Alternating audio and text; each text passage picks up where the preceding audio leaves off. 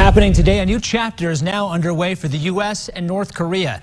President Donald Trump and North Korean leader Kim Jong-un are now holding their second summit, this time in Vietnam.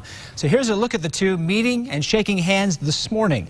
President Trump said last night he was feeling optimistic about his second sit-down with the North Korean leader.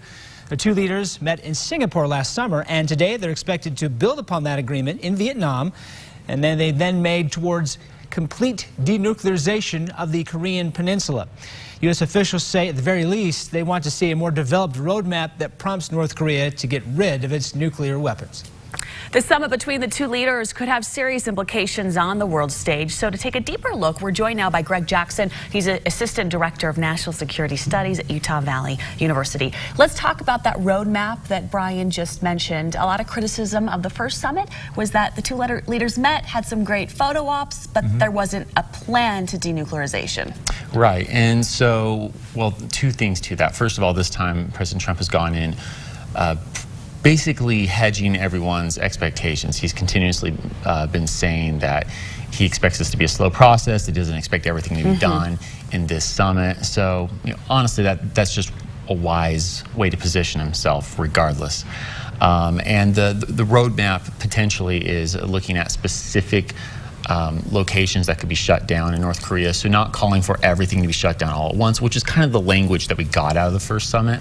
So by focusing in on specific regions, piece by piece, it just lowers, again, those expectations to something that's more realistic. Let's talk about the location where this is all happening as we speak. They're in Vietnam, and President Trump congratulating Vietnam's leaders and kind of using them as an example of what North Korea could be. Kind of talk about the background on that and why that's also significant. Sure. So both of these, North Korea, Vietnam, these are both countries that were communist or are, have socialist parties behind them. Vietnam, like China, has developed a robust economy, though, and has been able to engage in the free markets of the world. So President Trump is wanting to hold Vietnam, which is another small country coming out of the Cold War, communist and all that jazz era. He's wanting to hold Vietnam up as an example of what North Korea could be. As we're seeing in this tweet right here, and then he made it very apparent overnight during different meetings that Vietnam is a success story. Well, and one of the important ways he did that was by having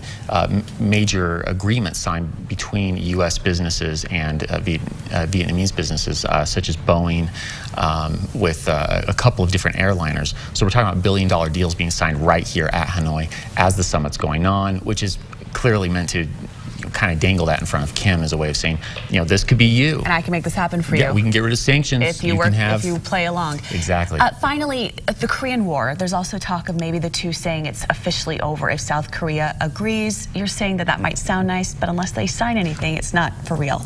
Right, because it's still not a treaty. And don't get me wrong, that's a great, significant, symbolic step.